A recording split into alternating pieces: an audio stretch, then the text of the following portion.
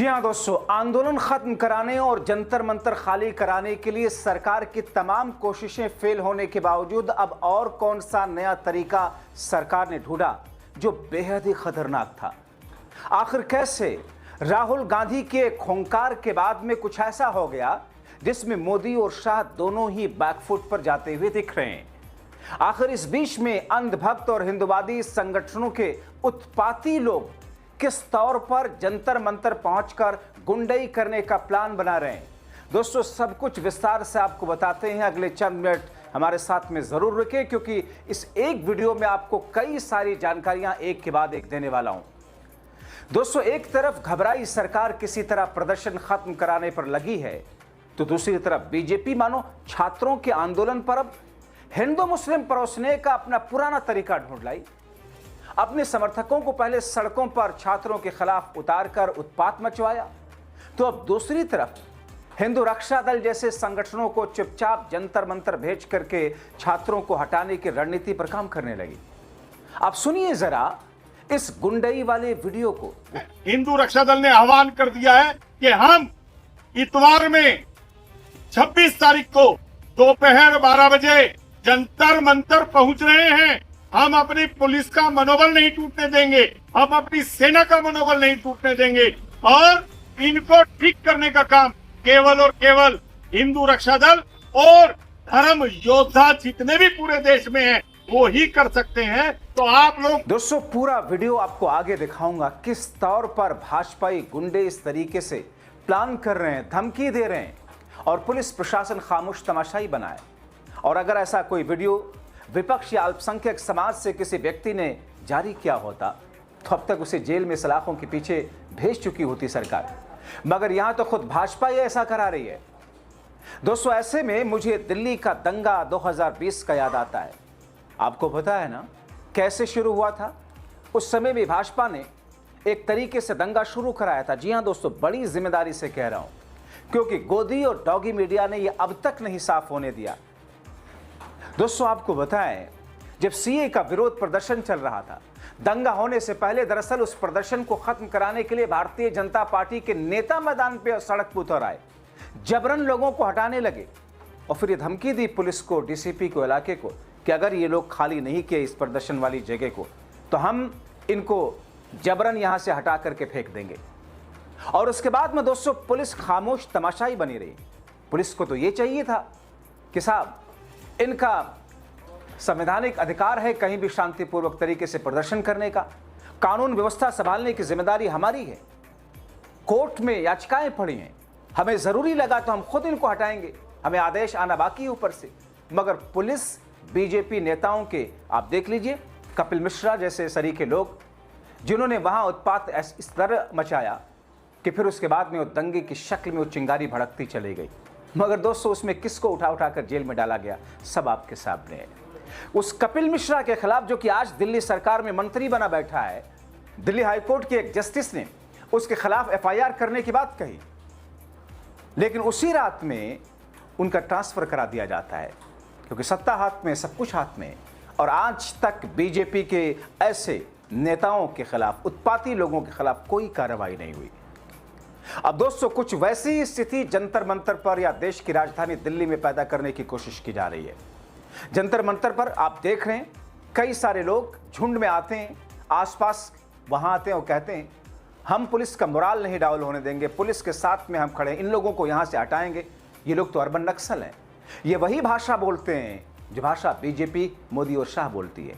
जैसे कि हमारे मिलॉर्ड सीजीआई ने भाषा बोली थी कॉकरोच वाली, जो भाषा मोदी और शाह की है।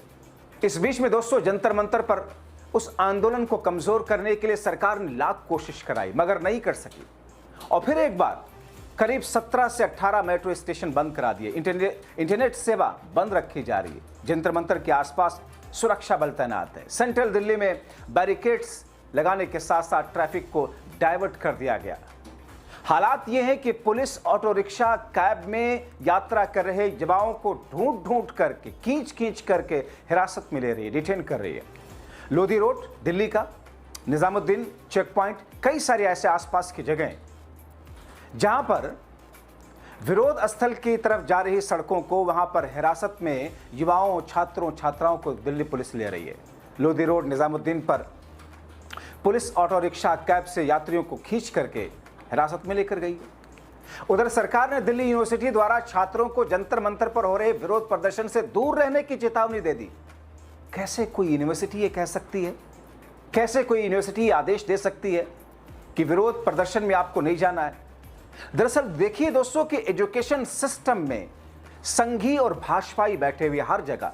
जवाहरलाल नेहरू यूनिवर्सिटी के एडमिनिस्ट्रेशन में पूरा भाजपा ने संघ की अपनी पूरी इकाई बैठा रखी है। दिल्ली यूनिवर्सिटी में बीजेपी ने अपनी पूरी संघ की इकाई बैठा रखी है। हर जगह आप देख लीजिए, यूनिवर्सिटीज के वाइस चांसलर संघी और भाजपाइयों को बनाया जा रहा है। अब दोस्तों, जंतर मंतर पर हो रहे विरोध प्रदर्शनों से दूर रखने की चेतावनी दिल्ली यूनिवर्सिटी और जवाहरलाल नेहरू यूनिवर्सिटी ने जारी की। राहुल गांधी ने तीखा प्रहार किया कि अपने लोकतांत्रिक अधिकारों का प्रयोग करने पर छात्रों को धमकाने की आपकी हिम्मत कैसे हुई? ये याद रखिए, समय आने पर आप ही इसके लिए जवाबदेह ठहराए जाएंगे। दरअसल नीट यूजी पेपर लीक मामले को लेकर विरोध प्रदर्शन के बीच यूनिवर्सिटीज ने सुरक्षा एडवाइजरी के नाम पर छात्रों को धमकाया।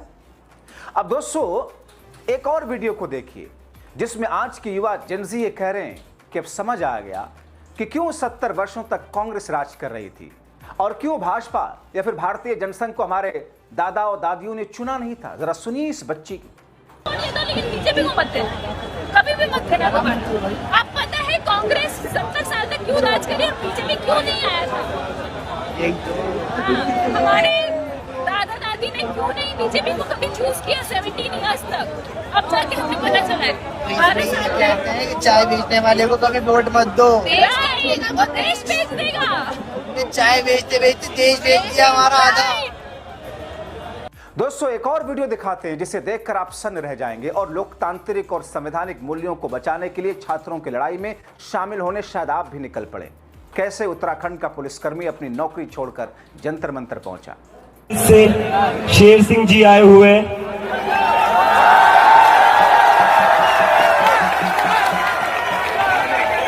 सारे मीडिया वालों से मैं रिक्वेस्ट करता हूं उनकी एक बार स्टोरी शूट कर लीजिए।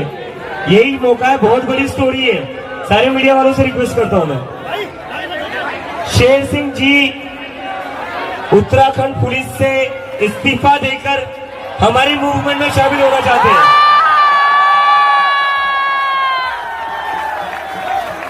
और 20 जुलाई को जो हुआ उसके बाद शेर सिंह जी ने जो मुझे कहा कि ऐसी गुंडागर्दी करने से अच्छा, ऐसे गुंडों की हिफाजत करने से अच्छा है मैं यहाँ पर बच्चों की हिफाजत करूं।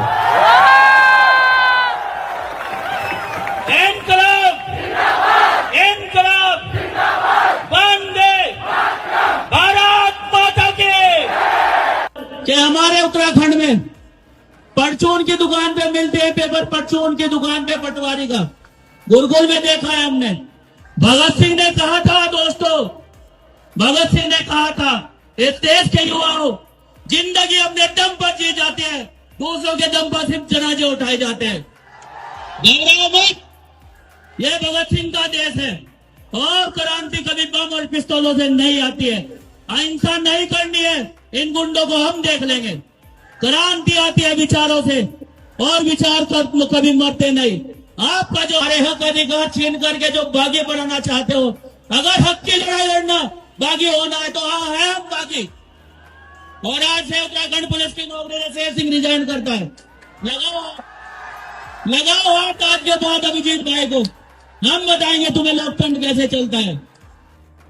और शायद इसी कारण सरकार और घबरा रही है, क्योंकि दोस्तों ये जेनजी है, इनमें से कई अभी अभी वोटर बने। बहुत सारे लोग वोटर बनने के रास्ते पर 18 साल की उम्र पहुंच रहे हैं। बहुत सारे ऐसे हैं जो 1-2 बार वोट कर चुके हैं।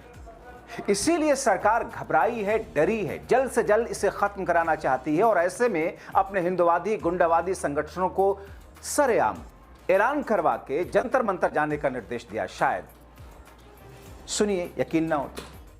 सभी भाइयों को कहना है, आप लोग ये समझिए, हमारे देश का माहौल खराब करने के लिए आज जंतर मंतर पर जितने भी लोग हैं वो सारे के सारे सनातन के विरोधी हैं और उनको कुछ न कुछ ऐसा मुद्दा चाहिए था कि वो किसी भी रूप में हमारे भारत पर कुछ ना कुछ ऐसा आघात करें, कुछ भी करें, लेकिन वो हमारे देश को पूरे विश्व में बदनाम करने का कार्य करें, क्योंकि ये देश सनातनियों का देश है। और आज वहां जिस प्रकार जो लड़कियां हैं वो अश्लीलता फैला रही हैं, वो किस किस तरीके के, मतलब मैं आपको बता नहीं सकता हूं कि उन्होंने किस किस तरीके की भाषा का प्रयोग वहां किया है और हमारे देश की सेना के लिए कितना गलत बोला है।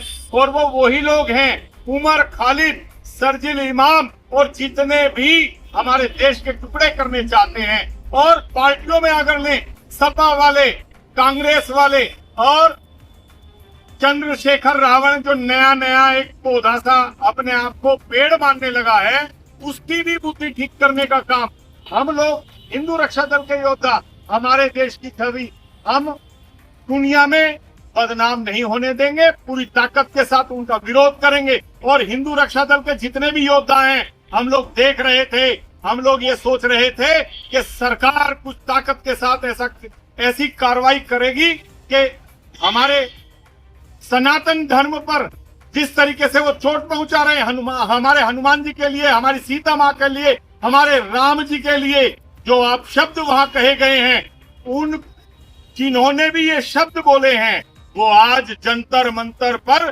पूरी ताकत के साथ वहां लगे हुए हैं। और आज मैं पूरे देश के धर्म योद्धाओं से और अपने हिंदू रक्षा दल के योद्धाओं से एक बात कहनी चाहता हूं, आज उनको ठीक करने का काम, उनको मुंह तोड़ जवाब देने का काम, उनके पिछवाड़े लाल करने का काम अब हो गया है। हिंदू रक्षा दल ने आह्वान कर दिया है कि हम इतवार में 26 तारीख को दोपहर 12 बजे जंतर मंतर पहुंच रहे हैं। हम अपनी पुलिस का मनोबल नहीं टूटने देंगे, हम अपनी सेना का मनोबल नहीं टूटने देंगे। और इनको ठीक करने का काम केवल और केवल हिंदू रक्षा दल और धर्म योद्धा जितने भी पूरे देश में हैं वो ही कर सकते हैं। तो आप लोग पूरी ताकत के साथ 26 तारीख में 12 बजे जंतर मंतर पहुंचे, हम सभी पहुंच रहे हैं और इनके पिछवाड़े लाल करके ही वापस लौटेंगे और नहीं तो घर वापस नहीं आएंगे। आप मगर दोस्तों एक बात तो है, सरकार कुछ भी कर ले, कुछ भी कर ले, छात्रों ने, अभिजीत दीपिके की टीम ने ऐलान किया है कि भले आपने सोनम वांगचुक जी का अनशन तोड़वा दिया, मगर यह आंदोलन तब तक खत्म नहीं होगा जब तक धर्मेंद्र प्रधान का इस्तीफा नहीं होगा। सरकार ने जनता को भ्रमित करने के लिए बातचीत का रास्ता ढूंढा तो सही, मगर सरकार ये कह रही है कि हम कल फिर से बैठेंगे, फिर बताएंगे। इतना समय लगता है।